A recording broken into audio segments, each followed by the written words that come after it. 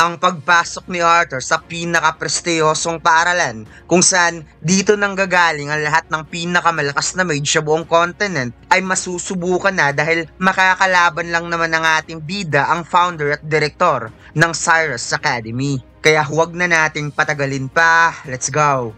Matapos ang matinding sparring ng mag-ama, nagkaroon naman ng matinding inuman at kwentuhan ang dalawang pamilya na sinabi pa dito ni Vincent kung alam ba ni Ray kung anong klaseng future ang naghihintay para kay Arthur. Sagot ni Ray, syempre alam niya. Mula pa nung naawik ang batang ito sa edad lang na 3 years old. Kaya napawat nga itong si Tabitha, hindi siya makapaniwala na naawik si Arthur sa ganoong edad na makukonsider pa na parang isang infant. At dagdag pa ni Alice na sumabog lang naman ang halos buong bahay nila nung nangyari yon. Kaya napahawak ulo na naman itong si Vincent. Biglang napaisip si Vincent at napasabing what if i-enroll nila si Arthur sa Cyrus Academy. Kaya napaisip ang ating bida kung ano yung Cyrus Academy. Sagot ni Reynolds na sigurado ba itong si Vincent sa kanyang naisip.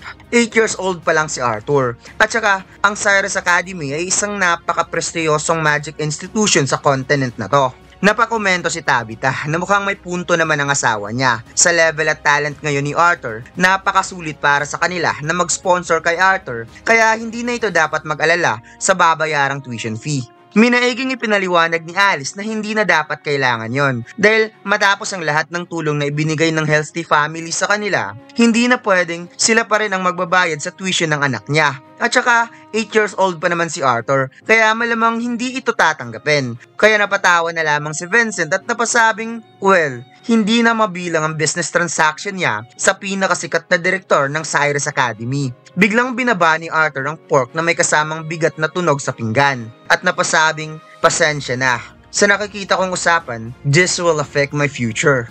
Maaari ba akong magsalita? Pagkatapos, ipinakitang nilinis na ng mga tauhan ng lamesa at tulog na rin itong si Ellie. At bago natulog si Arthur, nagkwentuhan muna sila dahil hindi pa rin makapaniwala itong si Alice at Ray na nakapiling na nilang muli ang kanilang anak at sobrang laki na. Kahit nga nalaman nila na ang kanilang anak ay isa palang deviant mage na posibleng maging pinakamalakas na mage in the future, still, pangalawa lang yun sa pinaka-the best na balita sa araw na to. Wika ni Alice na tama si Ray, pero ngayon mukhang masyado nang malaki si Arthur para halikan ng nanay niya for good night kiss. Kaya napa-deep breath ang ating bida since wala siyang choice na miss siya ng nanay niya. Kaya binigyan niya ito ng isang halik sa pisngi.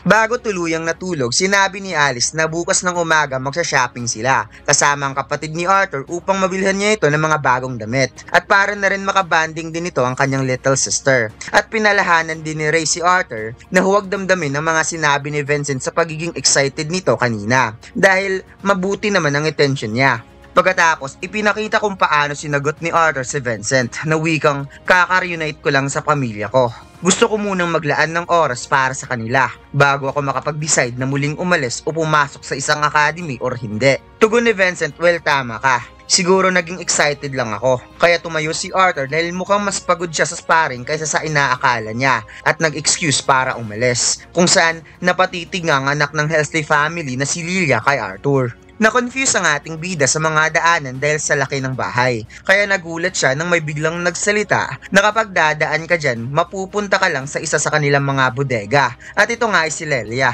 na confident na sinabing may alam siyang magandang lugar. Pagkatapos, napunta ang dalawa sa kwarto ng mga tauhan na kaagad nilang inisikaso si Lilia upang bigyan ng masarap na pagkain. Kaya napaisip ang ating bida na tahimik lang ang batang to kanina at mukhang ito ata ang lagi niyang ginagawa kung saan humingi na naman ito ng isa pang duck meat, yung may fatty part. Binalaan ng matandang maid itong si Lilia dahil nagsosuspetsya na si Madam Healthy dahil recently lang nag-gain ito ng weight. Kaya wika ni Lilia na parang nahiya siya kay Arthur na nag-usap na sila ni Maria na hindi na nila ito dapat pag-usapan, kung saan napangiti na lamang ang matandang maid.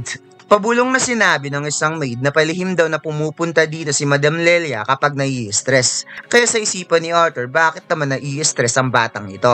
Napaliwanag naman ng lalaki, Ang greatest wish daw ng kanilang madam at sir para sa nag-iisa nilang anak na babae ay magkaroon ng awakening at maging mage, sa kabila na wala sa kanila ni isa ay isang mage. Kaya napakalaking pressure para sa isang batang babae since gusto din ito na maging isang mage, kung saan ipinakita dito na pangiting sinabi ni Arthur sa kanyang ama na hindi dapat ito mag-alala dahil masasabi niyang ang Healthy family ay mga mabubuting tao. Kaya masayang nagpaalam si Alice at Trey kay Arthur at muling nag-say goodnight. Eto na mga lods, ang pinakamaangas na wanted poster ni Luffy, ang 3 billion bounty, Sun God Nika. Bagong design natin to mga lods, ang design na sobrang simple subalit napakaangas. Front design natin mga lods, another unique One Piece logo. At ang back design, ang wanted poster ni Luffy na may 3 billion bounty. Lahat ng order natin mga lods may freebie sticker. Available na ang design na ito sa ating Shopee store at TikTok shop. Ang link ay nasa comment section. Kinaumagahan, dinilaan ni Selvie si Arthur upang gumising. Kaya kinuha niya ito at napatanong kung excited na ba itong si Selvie sa shopping mamaya. Sagot ni Selvie, "Q!" Napaisip ang ating bida kung ano na kayang ginagawa ngayon ni Tesha, ngunit bigla niyang namoy ang umaalingasaw na si Selvie, kaya napawikan na lamang siya na mukhang hindi lang ata siya ang maliligo ngayon sa araw na to, kung saan tinush niya kaagad ang maliit na manabis sa bathtub. Pagkatapos, sinabi ni Arthur na wikang, "Selvie, masayang maligo diba?" Kung saan kumikintab na ngayon na itong si Selvie at mukhang napagod dito sa unang batting experience. May biglang kumatok sa pintuan at ito nga ay si Ellie na inutusan ni Alice na gisingin ng kanyang big brother. Kaya pangiting sinabi ni Arthur, "Sige nga, dalhin mo ako kay mama," na masaya namang hinila ni Ellie si Arthur pababa na napasabing mag-breakfast muna sila together bago mag-shopping. Pagkatapos ipinakitang sila ay lumabas na para mag-shopping sa syudad ng Cyrus. At dito'y nakita ni Arthur ang isang artifact shop na nagbebenta ng mga small orbs na tinatawag nga nila itong Beast Core. Ito daw isang mahiwagang core na kinuha mula sa Mana Beast upang lumakas palalo ang isang mage. Although iba-iba ang effect ng bawat core, kaso para ka lang nagsusugal ng 100 of golds kapag bibili ka nito. Kung papalarin ka naman, well, magkakaroon ka ng Beast Wheel. Kaya na-shock nga itong si Arthur sa presyo ng mga cores na to, na ayon pa ni Tabitha, hindi lang hundreds, may 1,000 of golds rin, na nagpa-realize sa ating bida na okay na siya sa Beast Wheel na meron siya. Tugon ni Tabitha na ang kanilang auction house ay madalas nakakatanggap ng Beast Core. Kaya malaya itong matingnan ni Arthur kung may pagkakataon. Pangiting sagot ng ating bida, "Hehe, salamat na lang sa alok mo." Biglang tinulak ni Lilia si Arthur dahil mayroon daw siyang lugar na gusto niyang dalhin si Arthur nung una daw niya itong nakita. Pagkatapos nagulat na lamang ang ating bida dahil dinala siya sa pagupitan. Kaya napatugon siya na kinakailangan ba talaga to? Tugon ng kanyang ina, ang buhok daw ni Arthur ay nakakakilabot na. Kaya wika ni Lady Boy Barber na huwag nang mag-alala si Madam Alice dahil gagawin niyang kaakit-akit ang anak nito na parang isang gem, kung saan napa-eternal scream nga itong si Arthur. Pagkatapos napa-star-star nga ang mga mata ni Alice nang nakita ang kanyang anak and it's look perfect daw. Ngunit tugon ni Arthur na nakakatawa daw siyang tingnan. At napakomento din itong si Ellie na ngayon daw ay magkapatid na daw silang tingnan. Pagkatapos, habang sila ay naglakad-lakad, napansin ni Arthur ang mga binatilyo na binuboli ang isang homeless. Kaya napatugon si Lilia na sila ay mga estudyante ng Cyrus Academy. Isa dong simbolo ng katayuan kapag nakasuot ka ng ganyang uniforme. Sagot ng ating bida, para sa kanya, mukha naman silang mga gago. Dagdag pa ni Lilia, oo, napakaraming gago nila sa paaralan na yon. Dahil halos itinuturing silang royalty kapag sila ay nakapasok sa prestiyosong paaralan na yan. Biglang dumating si Alice at Tabitha at napatanong kung ano ang kanilang pinag-uusapan. Sagot ni Lilia patungkol sa paaralan, subalit parang asong tumatakas itong si Arthur papalayo kapag napag-usapan ang pagpasok sa paaralan. Napatawa na lamang si Alice dahil usually daw kalmado lang itong si Arthur at parang mature. Ngunit ngayon, na-excite siyang makita na ganito mag-react ang kanyang anak. Dagdag pa ni Tabitha na komportable din siyang makita na ganyan si Arthur, na parang isang bata. Especially matapos niya itong makita kahapon na parang kaya na nitong kumitil ng buhay anytime. Nakapasok si Arthur sa mga artifacts na nagbebenta ng mga weapons. At dito'y na-amaze nga ang ating bida kaya tiningnan niya ang lahat na parang batang naglalaro sa loob ng tindahan. Kung kaya't nilapitan siya ng sales boy na napasabing hindi ito lugar para sa mga bata. At nakikiusap siyang umalis na kaagad kung maaari. At dagdag pa ng isa na ang bagay na yan ay napakamapanganib na weapon. At mukhang hindi daw nauunawaan ng batang to ang ibig sabihin nun. Hindi yan isang toy sword bata. Sinubukan niyang hawakan ng balikat ni Arthur upang sabihing may mga candy store sa labas na pwede nitong pasyalan. Ngunit nagulat na lamang siya dahil parang kislap na tinapik ng ating bida ang kamay niya na sobra niyang ikinagulat at napasabing alam ko naman kung ano ang bagay na yan at saka wala akong pakialam. Hinawakan niya ulit ang balikat ni Arthur upang tanungin kung saang noble house ito lumaki. Bakit napakabastos ng batang ito? Subalit bigla na lamang dumating si Alice na sobrang nainis. Ngunit ang ikinagulat niya ay si Tabitha Helsty from Helsty Auction House na sinabi nitong, "Igastos, galing ka sa House of Ravenpur. Gusto mo bang i-revoke kita at ang pamilyang pinagtatrabahuan mo sa pag-participate ng Helsty Auction House?" Kaya napaluhod na lamang si Igastos dahil hindi naman niya alam na ang batang ito ay kabilang pala sa House of Helsty.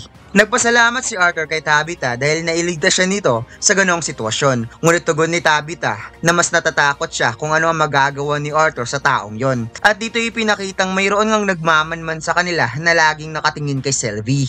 Nakauwi na ang lahat sa mansyon, kaya nag-hi kaagad si Vincent dahil may gusto siyang ipakilala kay Arthur, kung saan nagulat na lamang ang ating bida nang bigla siyang napansin ng isang matanda at nagpakilala na siya si Cynthia Goodsky, ang founder at director ng Cyrus Academy. Pagkatapos, dito ipinaliwanag na ang Cyrus Academy ay ang pinakamalaking institution para sa mga gustong maging mage na may privilege na makapasok ang both talented mage at ang may angkop na pinanggalingan, which is ang mga noble house. At dito nagmula ang mga kilalang scholar, miyembro ng mga guild, mga leader, royal guards, o kahit ang mga makapangyarihang militar at kahit ang sinumang lumikha ng malaking impact sa mundo ay nanggagaling sa Cyrus Academy. Kaya ganun kasikat ang paaralan na ito. Isa itong malahiganting institution na hindi maihahambing sa napakaraming academy na nakakalat sa buong kontinente. At sa pinakatuktok ng lahat, ito ay pinamumunuan mismo ni Direktor Cynthia Goodsky. Napatitig si Arthur, pati na rin ang director ng academy ay napatitig din sa ating bida. At mukhang nainis na nga itong si Ray sa asal ni Arthur, kaya nang inabot ng direktor ang kamay niya para sabihing finally nagkita na rin sila ni Arthur Lewin. Kung saan napaisip ang ating bida kung ano ang proper social convention sa sitwasyon na ganito.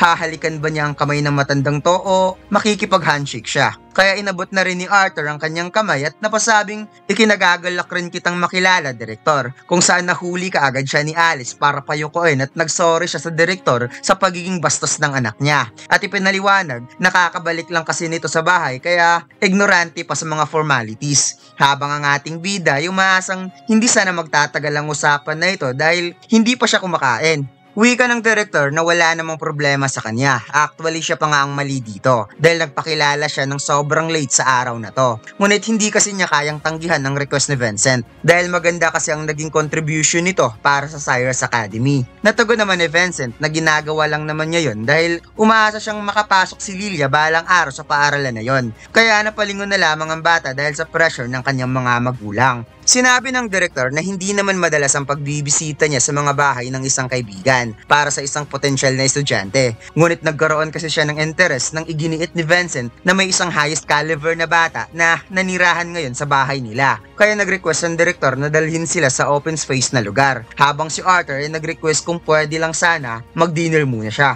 Ngunit kinurot siya ni Alice kaya napaaray tuloy siya. Habang papunta silang lahat sa open space na lugar, napansin ni Director Goodsky si Sylvie. Kaya napatugon na lamang siya na napaka-lovely daw ng mana beast na ito, na kinontrata pa talaga ng ama ni Arthur para sa kanya. Tugon ng ating bida, si Sylvie ay kanyang band at kakahatch lang nito last month. Wika ng director, napaka-interesante naman dahil maraming mga novel na gustong bumili ng mana beast upang makipagkontrata at hindi pa siya nakakita ng ganitong klaseng mana beast. Paliwanag ng ating bida na ang ina ni Sylvie ay isang uri ng nilalang na mukhang lobo at may maliit na pakpak at halos wala na itong buhay na pinoprotektahan ng kanyang itlog nung napadpad siya sa pugad nito. Kaya napakaswerte talaga niya. Maya-maya, ipinakita na ni Vincent ang open space na lugar para masubukan ng direktor si Arthur. Kaya sinabi nitong, ngayon nila makikita kung totoo nga ba ang mga sinasabi ni Vincent sa kanya. O baka isa lang itong exaggeration. Binanggit sa kanya ni Vincent na isa ka daw augmenter. Ngunit tumanggi itong sabihin ng lahat upang ako daw ay masurpresa. Napaisip ang direktor kung bakit hindi man lang niya nakikita ang batang ito na natatakot o kahit nag-alala man lang. Kaya nagtataka siya kung ito ba ay confident o sadyang arugante lang talaga ang batang to. Ngunit ang nasa isipan ni Arthur ay ang ulam na kakainin niya ngayong dinner dahil gutom na talaga siya. Samantalang napangiti nga itong si Vincent dahil sigurado siyang magugulat talaga ang direktor kapag makikita nito ang fire magic at lightning magic ni Arthur. Kaya nga dinala niya ito sa courtyard para hindi na magkaroon ng sunog katulad kahapon. Sinabi ng direktor na maaaring mag-arm si Arthur sa sarili at least isang weapon man lang. Ngunit wika ng ating bida na nakikita naman niyang walang intensyon ng direktor na gamitin ang magic wand nito. Kaya mas gusto din niyang wala siyang armas. Kaya napatingin na lamang ang matanda sa magic wand niya at pangiting sinabing, well, sisimulan na nila. Sinabi ni Arthur na mula nung nagsasanay siya sa pangangalaga ni Varian, ang explosion power ng fire elements at ang adaptive defense ng water elements ay ang unang key arts na natutunan niya sa nakaraang buhay. At kalaunan, ang wind and earth elements naman ay ang pangalawang key arts, style techniques ay nalikha para matutunan nila.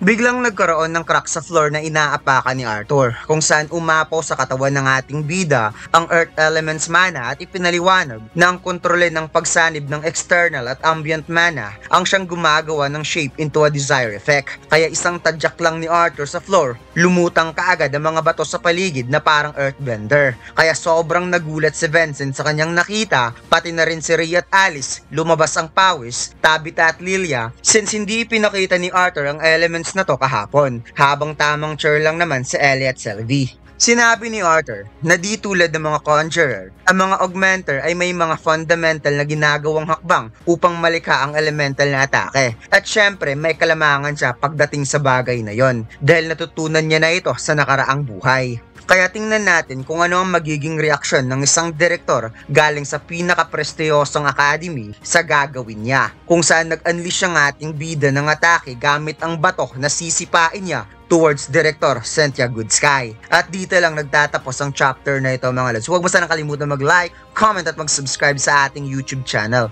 at mag-follow sa ating Facebook page. Salamat!